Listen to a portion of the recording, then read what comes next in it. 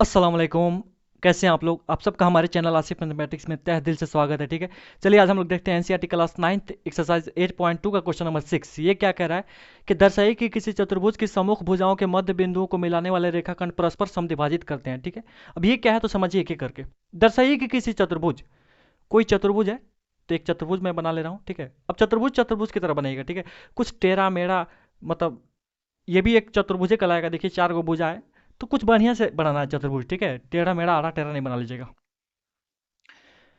कोई चतुर्भुज है, इसका नाम दे दो ए बी सी और डी।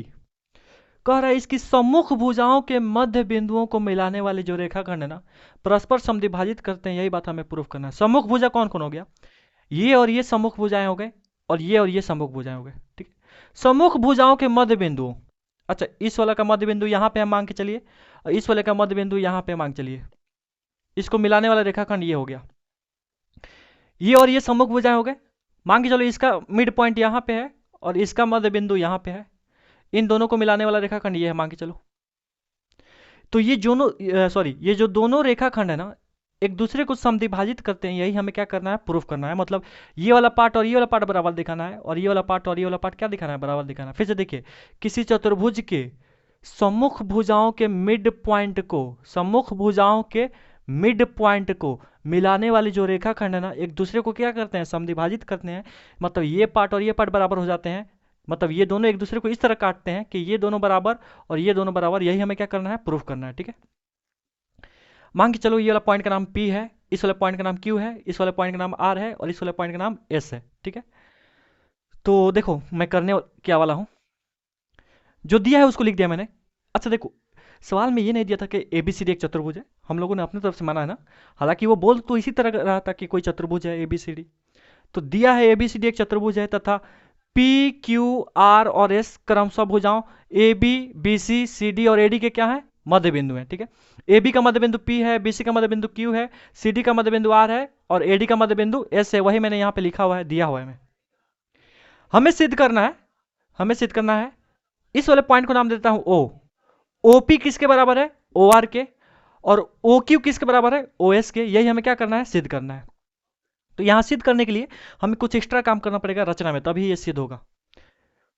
PQ QR, ये QR है, और ये RS और ये SP, इन चारों को मैंने ज्वाइन कर दिया। ठीक है, अब एक चतुर्भुज बन रहा है, वहां जरूरत थी।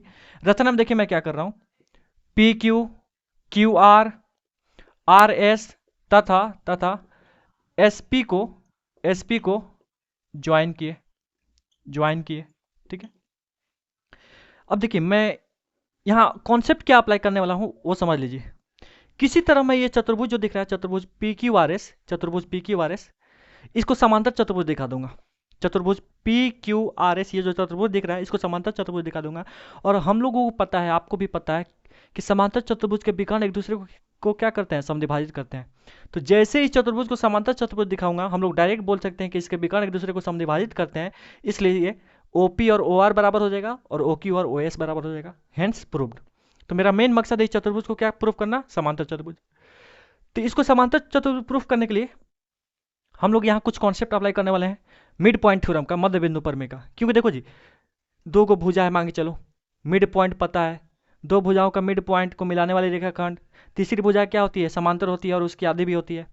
तो यही हम लोग कॉन्सेप्ट अप्लाई करने वाले हैं। तो एक एक्स्ट्रा काम मैं और कर रहा हूँ, AC को ज्वाइन कर रहा हूँ, AC को ज्वाइन कर रहा हूँ। अब हमारे पास दो त्रिभुज हो गया, त्रिभुज ABC और त्रिभुज ADC। इन दोनों में मिड पॉइंट थ्योरम अप्लाई करके हम लोग इस चतुर्भुज को क्या कर सकते हैं, समांतर चतुर्भुज प्रूफ कर सकते हैं। ठीक है, तो एक एक्स्ट्रा काम मैं और कर रहा हूँ कि AC को ज्वाइन कर रहा हूँ। ठीक है, तथा तथा AC को ज्वाइन किए, AC को क्या किए, AC को ज्वाइन किए। चलो सिद्ध में देखिए भाई, सिद्ध में। ठीक है, अब मैं एक बार चलूंगा त्रिभुज ABC में और एक बार चलूंगा त्रिभुज ADC में, और दोनों में मिड पॉइंट थ्योरम अप्लाई करेंगे। और हमें क्या मिल जाएगा वहां से, ये दोनों क्या मिल जाएगा भाई, ये दोनों बराबर और समांतर मिल जाएगा।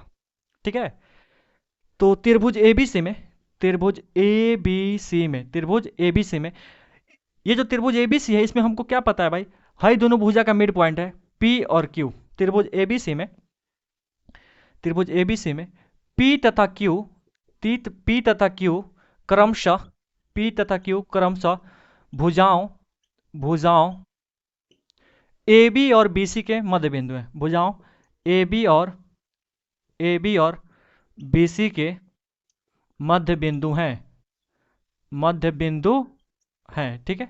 और हमको जैसे पता चला भाई किसी त्रिभुज में दो भुजाओं के मध्य बिंदु दिए हैं, तो उनको मिलाने वाली जो रेखाखंड होती है तीसरी भुजा के क्या होती है, समांतर भी होती है और उसकी आधी भी होती है। तो त्रिभुज एबीसी में पी और क्यू मध्य बिंदु है, तो भाई ये जो रेखा है इस तीसरी वाली रेखा क्या होगी, समांतर भी होगी और आधी भी होगी, ये वाली इसकी आधी भी होगी। अतः अतः मध्य बिंदु परमेय से मध्य बिंदु परमेय से हम लोग क्या बोल सकते हैं भाई यहाँ पे कि पी क्यू जो है समांतर होगा एसी के। ये जो पी क्यू है तीसरी भुजा एसी के क्या होगी, समांतर होगी, तथा पी क्यू जो है बराबर होगी किसके, एसी के आधे के, एसी के आधे की। इसको मान लीजिए समीकरण 1। उसी तरह त्रिभुज एडीसी में चलिए। अब त्रिभुज एडीसी में हमको पता है एस जो है एडी का मध्य बिंदु है, आर जो है सीडी का मध्य बिंदु है। त्रिभुज एडीसी में एस तथा आर क्रमशः भुजाओं एडी और सीडी के क्या है, मध्य बिंदु है। क्रमशः भुजाओं एडी तथा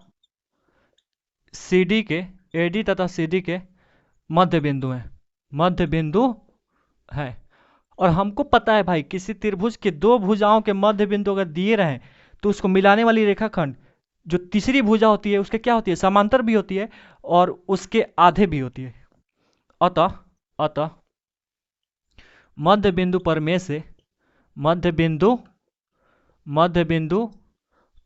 से हम लोग क्या बोल सकते हैं, तो हम लोग बोल सकते हैं, इधर मैं लिख रहा हूं अब, ठीक है, अब जगह नहीं ना तो इस साइड आ रहा हूं, हो सकता है नीचे वीडियो में ना है। तो अतः मध्य बिंदु परमेय से एस आर जो होगा इस एसी के क्या होगा, एस आर जो है एसी के समांतर भी होगा तथा एस आर जो है बराबर होगा किसके, एसी के आधे के। इसको मान लीजिए समीकरण 2। अच्छा इन दोनों को आप एक ही लाइन में लिखिएगा, ठीक है, मेरे पास जगह नहीं ना इसलिए थोड़ा ये दूसरे लाइन में आ गया। आप जो है इन दोनों को एक ही लाइन में लिखिएगा। समीकरण 1 और 2 को कंपेयर करिए, समीकरण 1 और 2 को कंपेयर करिए। समीकरण 1 और 2 से हमें क्या पता चला है, गौर से देखिए। समीकरण 1 में देखिए एसी किसके समांतर है, पी क्यू के, और यहां एसी किसके समांतर है, एस आर के। इसका मतलब पी क्यू और एस आर भी समांतर है, पी क्यू और एस आर भी समांतर है। तथा समीकरण 1 में देखिए एसी का आधा किसके बराबर है, पी क्यू के, और एसी का आधा किसके बराबर है, एस आर के। आरएचएस बराबर तो एलएचएस भी बराबर होंगे। इसका मतलब पी क्यू बराबर है किसके, एस आर के, पी क्यू बराबर है किसके, एस आर के। अब देखिए गौर से चतुर्भुज पी क्यू आर एस में पी क्यू समांतर एस आर है, पी क्यू और एस आर समांतर है, पी क्यू बराबर एस आर है, पी क्यू और एस आर बराबर भी है। तो किसी चतुर्भुज की सम्मुख भुजाओं का एक जोड़ा एक युग्म बराबर भी हो और समांतर भी हो तो चतुर्भुज क्या होता है, समांतर चतुर्भुज होता है। अतः चतुर्भुज पी क्यू आर एस एक समांतर चतुर्भुज है, एक समांतर चतुर्भुज है। अच्छा मन करे तो आप यहाँ रीजन लिख लीजिएगा जो मैंने अभी बोला है। किसी चतुर्भुज के, अच्छा क्यों समांतर है, तो क्योंकि किसी चतुर्भुज के सम्मुख भुजाओं का एक युग्म बराबर भी हो और समांतर भी हो तो चतुर्भुज समांतर चतुर्भुज होता है। इसलिए चतुर्भुज पी क्यू आर एस एक समांतर चतुर्भुज है। इसको नोट करके आप यहाँ पे लिख लीजिएगा, ठीक है, मन करे तो, मन करना चाहिए आपका। तो अब हमें पता चल गया भाई ये चतुर्भुज कौन सा है, समांतर चतुर्भुज। और समांतर चतुर्भुज के विकर्ण एक दूसरे को क्या करते हैं, समद्विभाजित करते हैं। हम जानते हैं कि समांतर चतुर्भुज के विकर्ण एक दूसरे को समद्विभाजित करते हैं। क्या करते हैं, समद्विभाजित, अरे बाइसेक्ट करते हैं, समद्विभाजित करते हैं। इसलिए अतः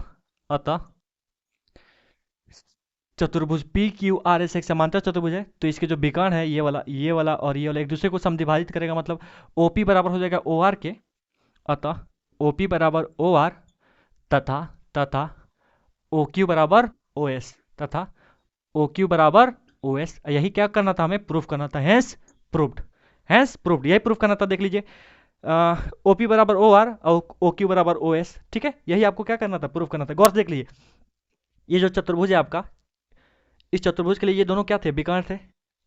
इधर फिगर थोड़ा गौंजिया हो गया था, तो ऐसे देख लीजिए, हमें इन दोनों को बराबर दिखाना था और इन दोनों को बराबर दिखाना था, वही तो हमने दिखा दिया, हैंस प्रूव्ड। उम्मीद करता हूँ कि मैंने आपको समझा पाया है। समझ में आया है तो वीडियो को लाइक करें, हमारे चैनल को सब्सक्राइब करें और अपने दोस्तों में शेयर करें, ठीक है। बढ़ते हैं अब हम लोग क्वेश्चन नंबर 7 की तरफ। तो चलिए अब हम लोग देखते हैं क्वेश्चन नंबर 7, ठीक है। ये जो है एक्सरसाइज 8.2 का आखिरी सवाल है। तो आज हम लोग 8.2 क्या होंगे, बहुत अच्छे से ख़त्म कर चुके होंगे। इसके बाद हम लोग सोच रहे हैं क्या, एक्चुअली मेरे ऑफलाइन बैचेस के स्टूडेंट्स हैं, जैसे सानिया परवीन, मेहविन, नाजिया, तो इन लोगों की फरमाइश है कि हिरोन का सूत्र यानी चैप्टर नंबर 12 है शायद, उसको स्टार्ट किया जाए। तो इंशाल्लाह अगला चैप्टर वही स्टार्ट होगा, ठीक है। क्योंकि अब देखो एग्ज़ाम भी आने वाला है, 9th का फाइनल, तो अब शुरू से फिर पढ़ा के मुझे लग रहा है कि कोई ख़ास बेनिफिट होगा नहीं, तो इसलिए लास्ट वाला चैप्टर निकाला जाए। तो इंशाल्लाह चैप्टर 12 स्टार्ट होगा, हिरोन का सूत्र। 7 नंबर क्या कह रहा है कि ABC एक त्रिभुज है जिसका कोण C समकोण है। कोई त्रिभुज ABC है जिसका कोण C समकोण है, मतलब ए को कोण 90 डिग्री है, वो तो बताइए वो त्रिभुज कौन सा हुआ, वो त्रिभुज समकोण त्रिभुज हुआ। तो पहले ही हम लोग एक समकोण त्रिभुज बना लेते हैं। थोड़ा सीधा बनो जी, टेढ़ा क्यों बन रहा है, समकोण त्रिभुज में एकदम सीधी होती है ना लाइन। हाँ, इसमें बोल रहा है कि जो C है ना वो 90 डिग्री, तो 90 डिग्री यहाँ पे होगा भाई, ये 90 डिग्री है। 90 डिग्री लिखने की जरूरत नहीं है, ये वाला साइन दिखा रहा है कि 90 डिग्री। अगर मैं ऐसे देता एंगल को, अगर ऐसे देता तब 90 डिग्री लिखना जरूरी था, अगर ऐसे दे दिया तो ये 90 डिग्री ऑटोमेटिक है, ठीक है। हाँ, यहाँ पे बोल रहा है C, तो बाकी आपकी मर्जी, ए यहाँ डालो, बी यहाँ डालो, या ये ए यहाँ डालो या बी यहाँ डालो, आपकी मर्जी है, ठीक है। हाँ, लेकिन C यहाँ पे रहेगा हमेशा, क्योंकि ये 90 डिग्री को ही समकोण बोल रहा है, C समकोण पे है। अब आगे देखिए क्या कर रहा है, कर्ण AB के मध्य बिंदु M से होकर, कर्ण होता क्या है भाई, तो समकोण त्रिभुज में 90 डिग्री के सामने वाले साइड को हम लोग कर्ण बोलते हैं। 90 डिग्री ये है ना, तो इसके सामने वाला साइड AC, सॉरी, इसके सामने वाला साइड AB, ये क्या हो जाएगा, कर्ण हो जाएगा। तो AB क्या हो जाएगा, कर्ण हो जाएगा। 90 डिग्री सामने वाले को हम लोग क्या बोलते हैं, कर्ण बोलते हैं। कर्ण AB के मध्य बिंदु M से होकर, अच्छा मान के चलो इस AB का मध्य बिंदु यहाँ पे है, बीचों बीच में कोई बिंदु है, लेट यहाँ पे, इसको बोल रहा है M, क्या बोल रहा है, M। इस M से होकर BC के समांतर खींची गई रेखा, इस M से होके एक रेखा खींचना है, किसके समांतर, BC के समांतर। अच्छा, तो यहां से मैं एक रेखा खींच रहा हूं, ये वाला M से होके एक रेखा खींच रहा हूं जो BC के क्या है, समांतर है, जो BC के क्या है भाई, समांतर है। अब देखिए आगे क्या कर रहा है, M से होकर BC के समांतर खींची गई रेखा AC को, इस AC को कहां पे कट कर रहा है, D पे। कहां पे कट कर रहा है, D पे। M से होकर BC के समांतर जो मैंने रेखा खींचा है ना, इस AC को कहां पे कट कर रहा है, D पे कट कर रहा है, प्रतिच्छेद कर रहा है D पे। दर्शाना है हमें 3 को सवाल, 3 को प्रूफ करना है मुझे, 3 सवालों को, 1 नंबर, 2 नंबर और 3 नंबर। तो चलिए देखते हैं एक एक करके। देखिए जो दिया था मैंने उसको ऑलरेडी लिख लिया है, दिया है ABC एक त्रिभुज है, ABC एक क्या है, त्रिभुज है, जहां एंगल C 90 डिग्री है, एंगल C क्या है, 90 डिग्री है, तथा M कर्ण AB का मध्य बिंदु है, ठीक है। M जो है कर्ण AB का क्या है, मध्य बिंदु है, मतलब ये वाला पार्ट और ये वाला पार्ट दोनों क्या होंगे, बराबर होंगे। और MD समांतर BC है, और MD और ये BC दोनों क्या है, समांतर है। ये भी सवाल में क्या किया है, बोलिए भाई, ये भी सवाल में दे दिया है, ठीक है। चलो पहला नंबर सवाल मैं देख रहा हूं, सिद्ध करना है हमें क्या, कि D भुजा AC का मध्य बिंदु है। D जो है ना, इस AC का क्या है, मध्य बिंदु है, यही हमें क्या करना है, प्रूफ करना है। तो मतलब मुझे किसी तरह दिखा देना है कि ये वाला पार्ट और ये वाला पार्ट दोनों क्या है, बराबर है।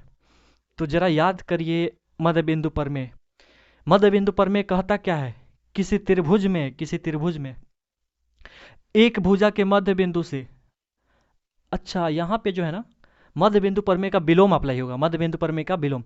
मध्य बिंदु परमेय का विलोम क्या कहता है कि किसी त्रिभुज में एक भुजा के मध्य बिंदु से किसी दूसरी भुजा के समांतर खींची गई रेखा तीसरी भुजा को क्या करती है, समद्विभाजित करती है, तो ये दोनों आपस में क्या हो जाएंगे, बराबर हो जाएंगे। यही तो हमें प्रूफ करना है भाई, हमें यही तो प्रूफ करना है कि AD और CD आपस में क्या हो जाएंगे, बराबर हो जाएंगे, ठीक है।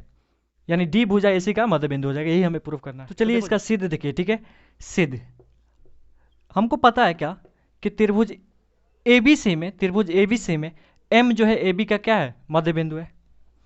त्रिभुज एबीसी में एम एबी का मध्य बिंदु है, एबी का मध्य बिंदु है कि नहीं, ये हमको पता है, ठीक है। तथा एमडी समांतर है किसके, बीसी के, तथा एमडी जो है समांतर है किसके, बीसी के, ठीक है। ये कहाँ से, ये सब दिया हुआ है, ये सवाल में क्या किया दिया है पहले से। तो हमको जैसे पता चला भाई किसी त्रिभुज में एक भुजा के मध्य बिंदु से किसी दूसरी भुजा के समांतर खींची गई रेखा है, तो तीसरी भुजा को क्या करेगी, समद्विभाजित करेगी, सीधी सी बात है। यानी समद्विभाजित करेगी मतलब क्या, ये वाला पार्ट और ये वाला पार्ट दोनों क्या हो जाएंगे, बराबर हो जाएंगे, यानी डी एसी का मध्य बिंदु हो जाएगा, सीधी सी बात है। तो मध्य बिंदु प्रमेय के विलोम से अतः मध्य बिंदु प्रमेय के विलोम से हम लोग क्या कह सकते हैं, डायरेक्ट हम लोग कह सकते हैं क्या, कि डी भुजा एसी का मध्य बिंदु है। डी भुजा एसी का क्या है, मध्य बिंदु है, ठीक है। यानी डी इस एसी का क्या है, मध्य बिंदु है। मध्य बिंदु प्रमेय का विलोम कहता है यही है कि ये दोनों क्या हो जाएंगे, समद्विभाजित हो जाएंगे, मतलब ये बीचों बीच में रहेगा, इसका मतलब। तो यही प्रूफ करना था हमें, ठीक है। चलिए देखते हैं 2 नंबर सवाल, ये क्या कह रहा है। 2 नंबर में हमें क्या सिद्ध करना है कि M D perpendicular to A C. 2 नंबर में हमें सिद्ध करना है क्या, कि एम डी जो है परपेंडिकुलर है किसके, ए सी पे। ये जो एम डी है ना, इस ए सी पे कितना डिग्री कोण बना रहा है, 90 डिग्री का, यानी ये 90 डिग्री हमको दिखा देना है किसी तरह। तो देखिए कैसे दिखाया जा सकता है। अब बताइए, हमको पहले से दिया हुआ है क्या, एमडी और बीसी समांतर है, और ये पहले से 90 डिग्री पता है हमको। जब 2 समांतर रेखाओं को एक तिर्यक रेखा काटती है ना, तो सहांतकोणों का जोड़ कितना होता है, 180। ये 90 है तो ये भी कितना हो जाएगा, 90 हो जाएगा, हेंस प्रूव्ड। बड़ा सीधा सा है जी, सिंपल सा है। तो सिद्ध करना था हमको MD perpendicular to AC, MD 90 degree दिखाना था किस पे, एसी पे। तो चलिए इसका सिद्ध देखिए, इसका क्या देखिए, प्रूफ। सवाल में दिया है, ऑलरेडी दिया है एमडी समांतर है किसके, बीसी के, एमडी समांतर बीसी के, तथा है जो एंगल सी है, चाहे एंगल सी को ऐसे भी बोलो, एंगल बी सी डी, तथा एंगल बी सी डी बराबर कितना डिग्री, 90 डिग्री। ये सवाल में क्या किया है, दे दिया है। तो आप बताइए, 2 समांतर रेखाओं को एक तिर्यक रेखा काट रही है, तो सहांतकोणों का जोड़ कितना डिग्री होगा, 180 डिग्री होगा। तो ये दोनों समांतर हैं, तो ये किसका काम कर रही है, तिर्यक रेखा का काम कर रही है। तो ये दोनों कोण क्या हो गए, सहांतकोण हो गए। अतः इन दोनों का जोड़ कितना degree, 180 degree. Angle M D C, अतः angle M D C plus angle B C D plus angle B C D बराबर दोनों कितना डिग्री, 180 डिग्री। रीजन, तो रीजन खाली आप लिख लीजिए सह अंतःकोण। मन करे तो और भी रीजन बढ़िया से लिख लीजिए, क्योंकि एमडी समांतर है बीसी के, क्योंकि एमडी समांतर है किसके, बीसी के, तथा CD क्या है, एक तिर्यक रेखा है, तथा CD एक तिर्यक रेखा है। जब 2 समांतर रेखाओं को एक तिर्यक रेखा काटती है तो सहांतकोणों का जोड़ कितना डिग्री होता है, 180 डिग्री। तो ये दोनों समांतर, तो ये तिर्यक रेखा काम कर रही है, इन दोनों का जोड़ कितना होगा, 180 होगा। चलो देखो जब आगे MDC तो हमको 90 दिखाना है, MDC ये वाला कितना दिखाना है, 90 दिखाना है एक्चुअल में। तो angle MDC plus angle BCD कितना, अरे पहले से दिया है 90 डिग्री, ठीक है, 90 डिग्री बराबर में कितना भाई, 180 डिग्री। तो यहाँ से निकल गया आपका एंगल MDC, 90 उधर जाएगा तो अरे -90 हो जाएगा, तो 180 डिग्री माइनस 90 कितना हो गया, तो एंगल MDC बराबर हो गया 90 डिग्री। यही आपको क्या करना था, प्रूफ करना था। यानी हमें दिखाना था क्या, कि MD जो है परपेंडिकुलर टू AC है, MD जो है इस AC पे 90 डिग्री कोण बना रहा है, यही दिखाना था। तो दिखा तो दिए भाई, ये वाला कोण 90 डिग्री दिखाना था ना, यही दिखाना था 90 डिग्री। तो हैंस प्रूव्ड। इति सीधम। उम्मीद करता हूँ कि ये समझ में आया होगा।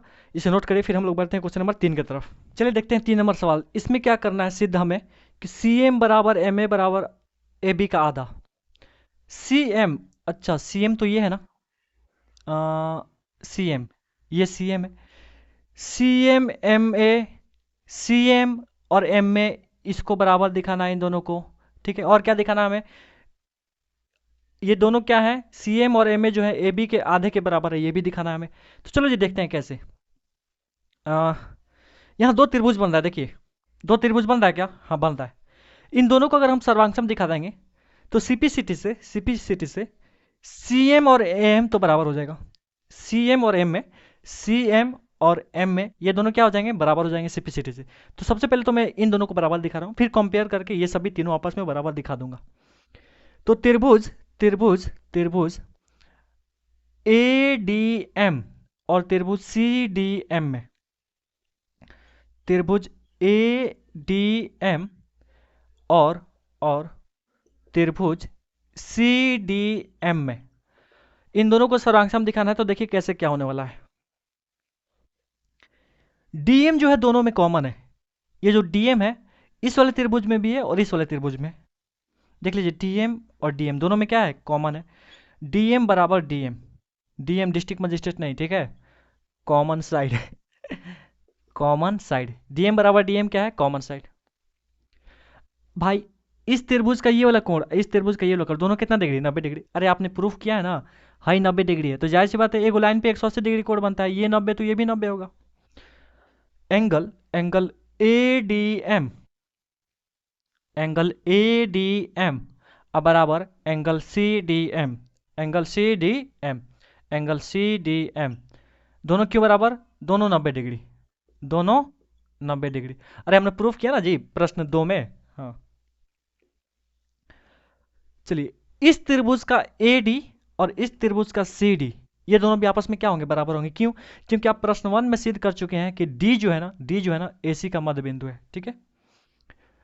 ए डी और सी डी ये दोनों आपस में बराबर होने वाले हैं, ए डी बराबर में सी डी।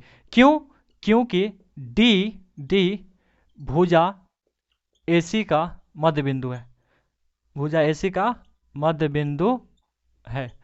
अच्छा यहाँ आप रीजन लिख सकते हैं इसमें, दोनों 90 डिग्री कहाँ से, प्रश्न 2 से।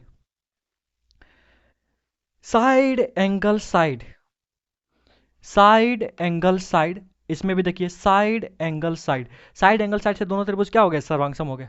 साइड एंगल साइड सर्वांगसमता नियम से, सर्वांगसमता, साइड एंगल साइड सर्वांगसमता नियम से, सर्वांगसमता नियम से त्रिभुज, त्रिभुज ए डी एम, त्रिभुज ए डी एम सर्वांगसम हो गया त्रिभुज सी डी एम के, त्रिभुज सी डी एम के। और दो त्रिभुज सर्वांगसम होते हैं तो उसके संगत भाग क्या होते हैं, बराबर होते हैं, उसके संगत भाग क्या होते हैं, बराबर होते हैं। तो सी एम और ए एम आपस में क्या होंगे, बराबर होंगे, ठीक है। ये अच्छा इसी त्रिभुज का ले लो भाई, पहले सी एम ना लेके आप पहले ए एम ले लो, आपकी मर्जी है। तो इसका मतलब हम लोग क्या बोल सकते हैं कि ए एम बराबर सी एम, ए एम बराबर सी एम। क्यों भाई, सीपीसिटी से, सीपीसिटी। तो जब दो त्रिभुज सर्वांगसम होते हैं तो उसके संगत भाग क्या होते हैं, बराबर होते हैं। तो ए एम और सी एम आपस में क्या हो जाएंगे, बराबर हो जाएंगे। तो ये तो पहले प्रूफ हो गया हमारा, ए एम और सी एम ये आपस में क्या हो गए, बराबर। देखो जी आप ए एम लिखो चाहे सी एम लिखो, बात क्या है, ए एम लिखो चाहे एम ए लिखो, बात क्या है, बराबर है। आपकी मर्जी, आप बढ़िया से लिख सकते हो। तो आप ए एम ना लिख के एम ए लिख दो और इसको सी एम रहने दो, ठीक है। इसको मान लीजिए समीकरण 1, इसको क्या मान लीजिए, समीकरण 1। इसको मैंने क्यों चेंज किया, यहाँ दिखाने के लिए, एम आया था हमारा ना, एम ए दिखाने के लिए लिख दिया भाई। हम ए एम लिखे चाहे एम ए लिखे, बात क्या है, सेम है। समीकरण 1 मान लिया इसको हम लोग। देखो जी आपको पहले से पता है क्या, आपको पहले से पता है क्या, एम जो है ना, एम जो है ना ए बी का मिड पॉइंट है। एम जो है इस ए बी का क्या है, मिड पॉइंट है। तो जाहिर सी बात हम ये बोल सकते हैं एम, ये जो ए एम है, ये जो ए एम है ए बी का आधा होगा, और ये बी एम भी ए बी का आधा होगा। तो ए एम को हम लोग क्या बोल सकते हैं, ए बी का आधा। अब क्या लिख दें हम, क्योंकि क्योंकि एम एम ए बी का मिड पॉइंट है, मध्य बिंदु है, मध्य बिंदु है, इसलिए इट इम्प्लाइज ए एम जो है बराबर होगा किसके, ए बी के आधे के, ए बी के आधे के। इसको मान लीजिए समीकरण 2, क्या मान लीजिए समीकरण 2।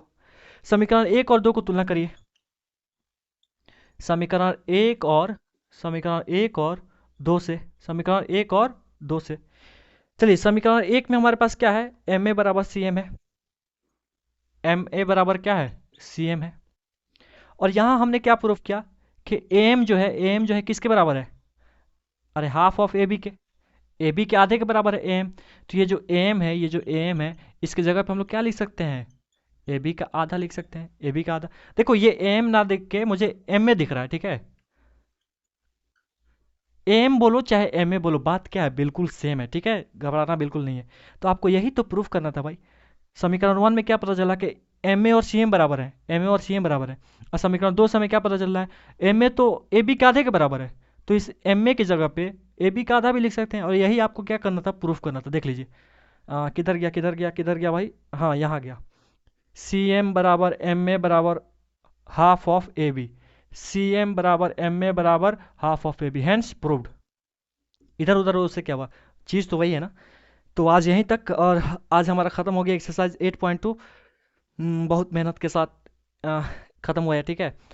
तो इस प्ले लिस्ट को, चतुर्भुज का जो प्ले लिस्ट है, इसे अपने दोस्तों में शेयर करें जो क्लास 9th में है या जो अभी क्लास 8 में है, ठीक है। उम्मीद करता हूँ कि चतुर्भुज मैंने अच्छे से पढ़ाया, ठीक है। कमेंट करके ज़रूर बताएं कि ये चैप्टर कैसे ख़त्म हुआ, एक्सरसाइज 8.1 और 8.2। और वीडियो को लाइक करना ना भूलें, कमेंट करके ज़रूर बताएं। आज यहीं तक, मिलते हैं फिर नेक्स्ट क्लास में नए चैप्टर के साथ। तब तक के लिए अल्लाह हाफिज़।